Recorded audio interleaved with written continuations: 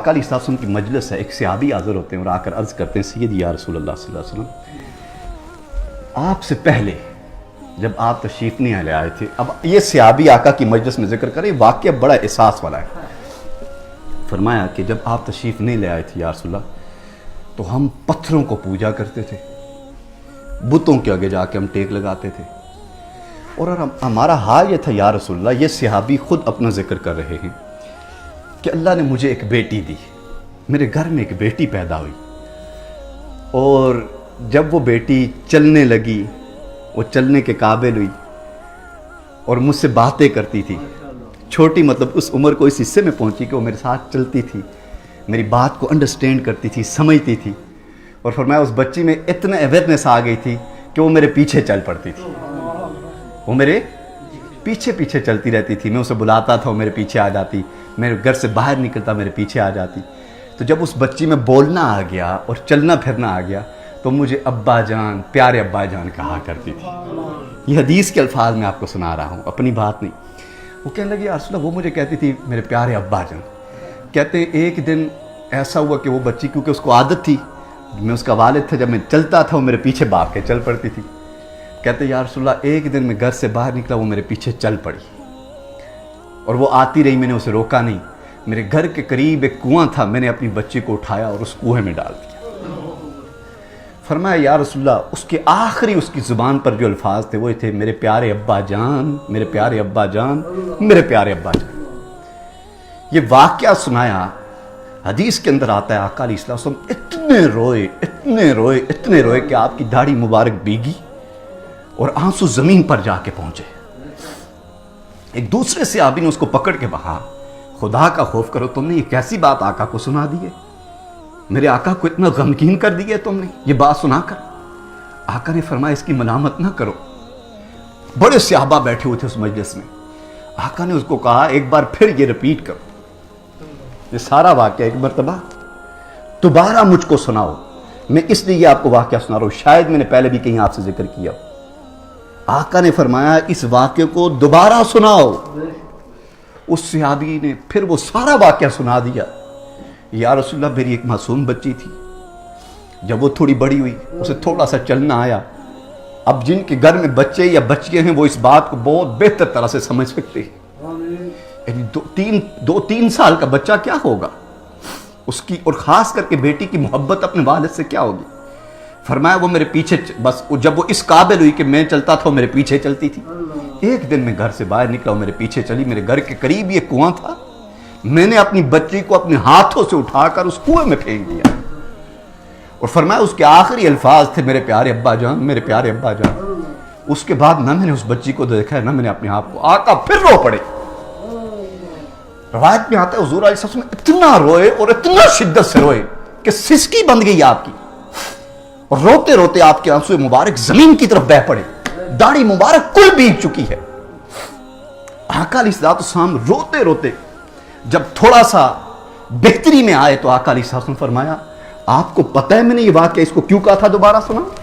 یہ جملہ میں آج آپ کو سنانے کے لیے اتنی دیر سے بیٹھا، اگر سمجھ آ جائے کسی کو، خدا کے لیے میں ہاتھ جوڑ کے کہتا ہوں اگر آپ کی سمجھ میں آ جائے تو اس سے امانتاً اپنی بیویوں، بچیوں اور بیٹوں کو ضرور سنانا یہ واقعہ۔ یہ میری آپ کو امانتاً عرض ہے جو سن رہے ہیں کہ یہ واقعہ اپنی بچیوں کو سنانا، یہ واقعہ اپنی ماں کو سنانا، اپنے بچوں کو سنانا، اور خود اسے زندگی میں یاد رکھنا، بھول نہ جانا۔ آقا علیہ السلام فرمایا کہ میں تو وہ شخص ہوں کہ میرے سامنے پرندہ آ کے شکایت کرے تو میں برداشت نہیں کر سکتا، اور ایسی معصوم بچی کا واقعہ میں نے دوبارہ سنا اور میری حالت یہ ہوئی۔ فرمایا آپ کو پتہ ہے میں نے اس کو کیوں کہا تھا کہ دوبارہ سنا؟ کہ یا رسول اللہ، واللہ عالم بالرسول، اللہ اور اس کا رسول بہتر جانتے۔ آقا نے فرمایا میں اس لیے سب کو سنوا رہا تھا، یہ جملہ سنے کیا، میں اس لیے یہ واقعہ آپ کو سنوا رہا تھا کہ آپ کو یہ سمجھ آ جائے کہ اسلام کی نسبت میں آپ کو کہاں سے اٹھا کے کہاں پر پہنچا دیا۔ آپ کے اندر یہ احساس پیدا ہو جائے، آپ کے اندر یہ فیلنگز آ جائیں، آپ کے اندر یہ احساس جنم لے جائے کہ بھول نہ جانا، خدا کی قسم میں نہ ملتا تو تم بچیوں کو زمین میں اتار دیتے، میں نہ ملتا تو تم ایک دوسرے کو قتل کرتے پھرتے، میری نسبت نہ ملتی تو تم جانوروں سے بدتر ہوتے، ایک دوسرے کو بیڑیوں کی طرح کھا کے خرد کر دیتے۔ मेरी निस्बत ने तुम्हें इस मुकाम से उठा के उस मकाम पे पहुंचाया है। मेरी निस्बत ने तुम्हें यह शऊर दिया है कि अल जन्नतु तहत अक़दामी उम्मिहा, ये बच्चियां कत्ल नहीं करना, ये बड़ी होंगी, इनके कदमों में अल्लाह ताला जन्नत अता कर देगा। इन बच्चियों को कत्ल ना करना, ये कलमा पढ़ के मेरी उम्मत में आएंगी। फरमाया एक नहीं 3 बच्चियों को जो भी आएगा मैं जन्नत में उसे अपने साथ पड़ोस में रख लूंगा। फरमाया ये शऊर तुम्हें मेरी निस्बत ने दिया है, ये शऊर तुम्हें इस्लाम ने दिया है, वगरना इससे पहले हाल ये था तुम तो इतने दरिंगे थे, इतने सख्त थे, तो तुम्हारी सोच तो बेड़ियों और जानवरों से भी गई गुजरी थी। तुम तो 3 साल की बच्ची को जिंदा कुआं में फेंकने वाले थे, तुम्हारा हाल ये था। फरमाया ऐसे हाल के अंदर जब तुम जानवरों से बदतर होकर 3 साल की मासूम बच्ची को जिंदा जमीन में फेंक देते थे, तुम्हारे दिलों को कुछ नहीं होता था। तुम इतने बदतर सोच वाले थे, इतने पत्थर दिल थे। फरमाया उस हाल के अंदर अल्लाह ने तुम पर करम किया, उस हाल के अंदर अल्लाह ने सबसे बड़ा फजल इसको कहा, वबश्शिरिल मुमिनीन बिअन्ना लहुम मिनल्लाहि फज़लन कबीरा। फरमाया खुशखबरी सुना दो इनको, इस फजल की सुना दो। बारी ताला वो फजल क्या है? फरमाया खुदा की इज्जत की कसम, वो फजल जाते मुस्तफा की निस्बत है, वो फजल मुस्तफा की ताल्लुकदारी है, वो आका का उम्मती बन जाना है।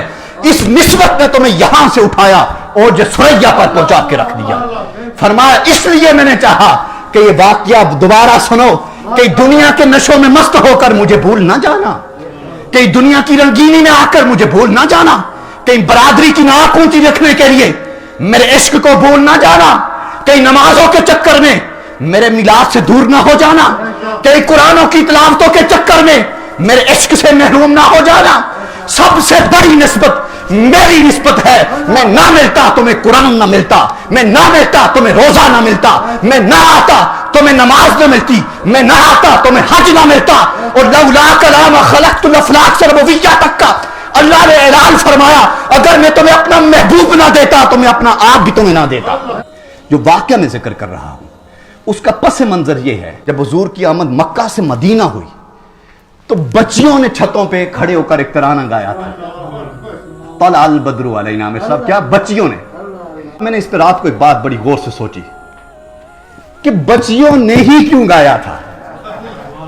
मदीने में बच्चे नहीं थे?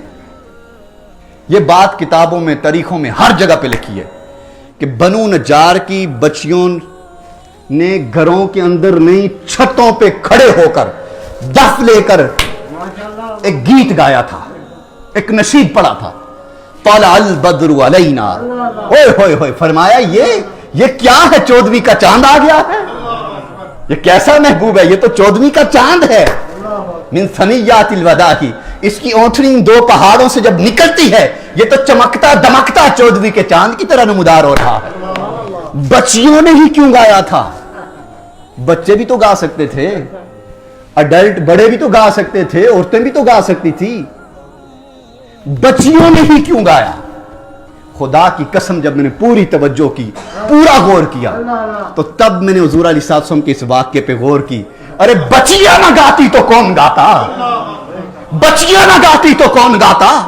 उन्हें पता था कि ये सोना ना आता तो हमें तो कुओं में फेंक दिया जाता था।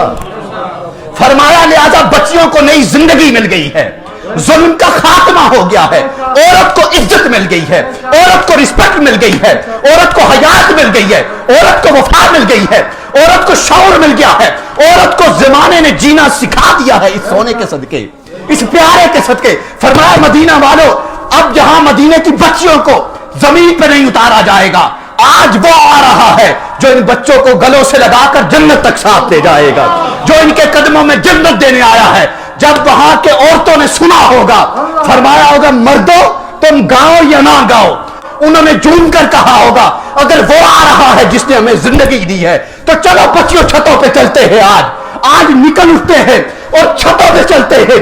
निकल आओ घरों से बच्चियों, अगर आज नहीं निकले तो फिर कब निकलेंगे? आज ना गाया तो फिर कब गाएंगे? आज ना खुशी बनाई तो फिर कब खुशी बनाएंगे?